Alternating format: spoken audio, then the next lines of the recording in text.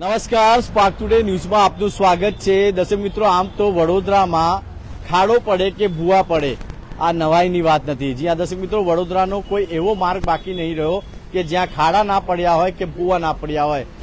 ફરી વડોદરા મહાનગર સેવા સદનના જે અધિકારીઓ છે, જે સ્માર્ટ અધિકારીઓ છે, એમના દ્વારા આ જ રોડ પર 500 વાર કામ કરવામાં આવ્યું છે. છતાં પણ આ જે કામ કરવાની પદ્ધતિ વડોદરા મહાનગર સેવા સદનના અધિકારીઓની છે એ રીસર અહીંયા દેખાઈ રહી છે.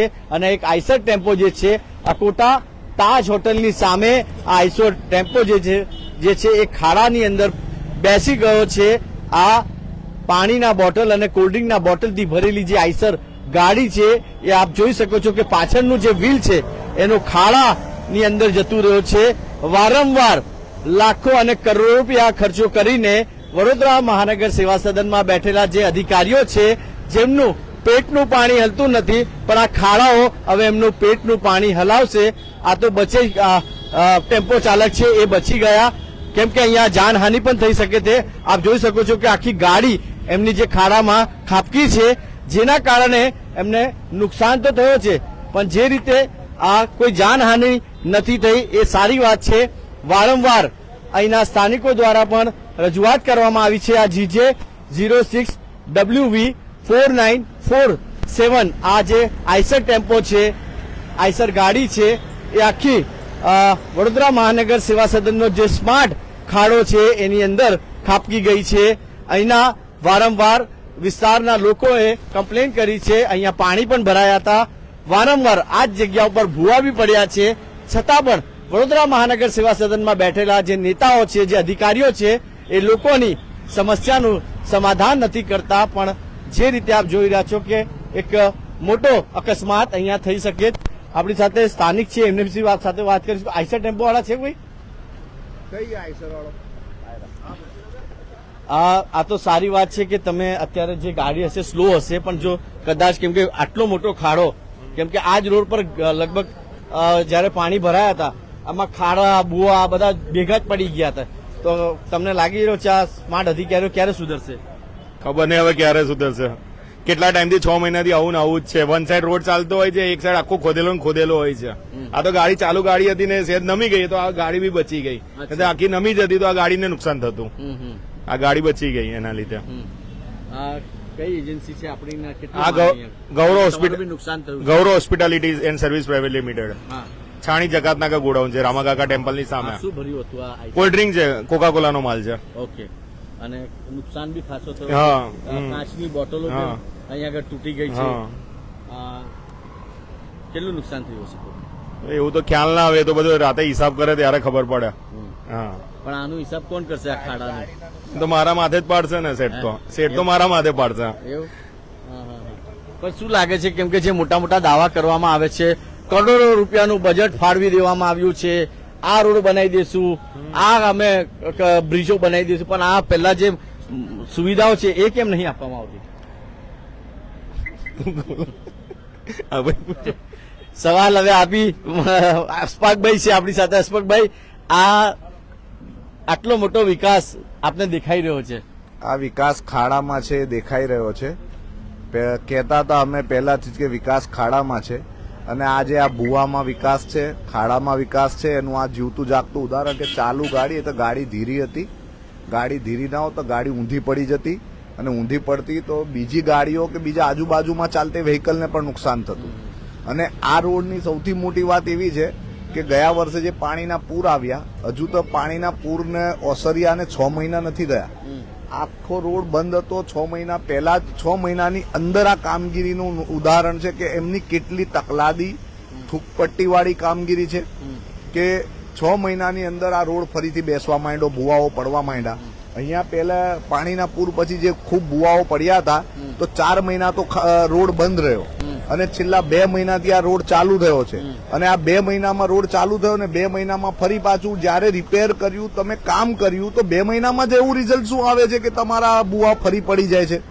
એટલે આ અધિકારીઓની જે કોન્ટ્રાક્ટરો સાથેની મિલીભગતમાં જે તકલાદી કામગીરી, અને એ કામગીરી ન જોવાનું, અધિકારીઓ એસી કેબિનમાં બેસીને ભ્રષ્ટાચાર કરી રહ્યા છે, અને એના કારણે આજે પ્રજાને ભોગવવાનો વારો આવે છે. કારણ કે અલ્ટિમેટલી આજે જે નુકસાન જે થઈ રહ્યા છે, આ ભૂવા પડે છે, તે ભૂવાની પાછળ જે ખર્ચો થાય છે અધિકારીઓના બાપની પૈસો માલિકીનો પૈસો નથી, આ વડોદરાની જનતાના ટેક્સનો પૈસો છે.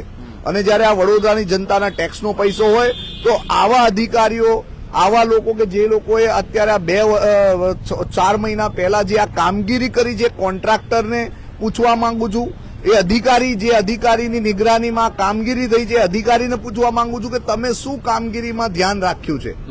તમે એસી કેબિનોમાં બેસી રહી અને તમારે કઈ રીતે ભ્રષ્ટાચાર કરવાનું એ જ વિચારો છો, શું પ્રજાનું વિચારો નહીં? અમે આને સવાલ પૂછવા માંગુ છું, કમિશનર સાહેબને પૂછવા માંગુ છું કે કમિશનર સાહેબ આ લોકો વિરુદ્ધ ક્યારે તમે પગલા લેવાના છો? એટલે આ રીતે છેલ્લા 20 વર્ષથી વડોદરાની જનતાના વેરાનું કોઈ વળતર મળતું નથી ને 20 વર્ષથી વડોદરાની જનતા આ જ ખાડાઓને ભૂવાઓને ભોગવી રહી છે. અને આ વિકાસ ખાડામાં છે ને વિકાસ ભૂવામાં છે એ સાબિત થયું છે.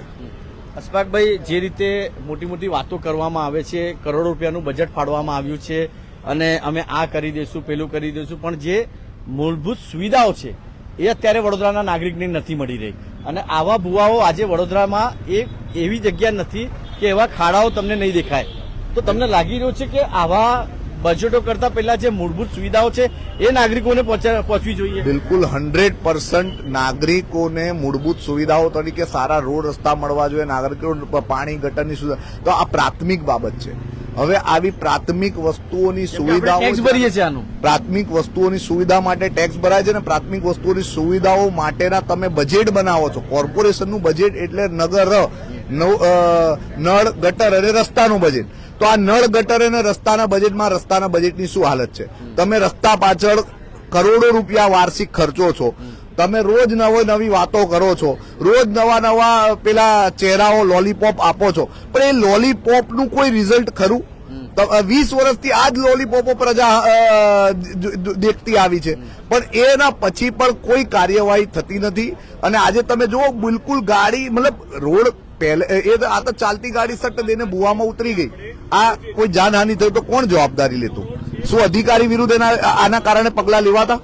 એટલે આના વિરુદ્ધ પગલા લેવા જોઈએ. સરસ વાત અશફાકભાઈએ કરી છે કે જે પગલા લેવામાં આવશે, કેમ કે જે રીતે આ અત્યારે વારંવાર અહીંના સ્થાનિકો દ્વારા રજૂઆત કરવામાં આવી છે અને એ રજૂઆતના ભાગરૂપે આજે આપણી સાથે વિઠ્ઠલભાઈ આયરે છે, એમની સાથે પણ વાત કરીશું.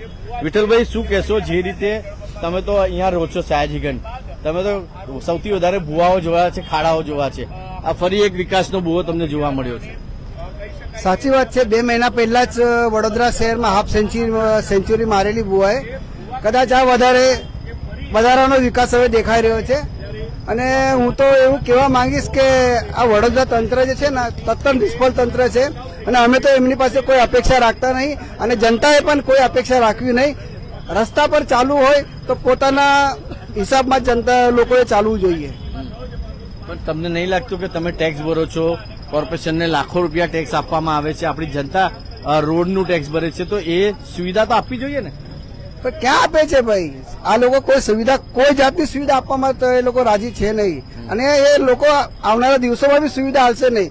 જનતાને તો હું રસ્તા પર છોડી દીધેલા છે આ લોકોએ મરવા માટે. ગમે ત્યારે ભૂવો પડે મરો તો એમનું તો કઈ, એ લોકોને તો કઈ ફરક પડવાનો છે નથી. કે લોકોના મનમાં અને તમારા મનમાં પણ થઈ રહ્યા છે, કેમ કે વારંવાર રજૂઆત કર્યા છતાં પણ આ દ્રશ્યો વડોદરાના અલગ અલગ વિસ્તારમાં આપને જોવા મળ્યા છે.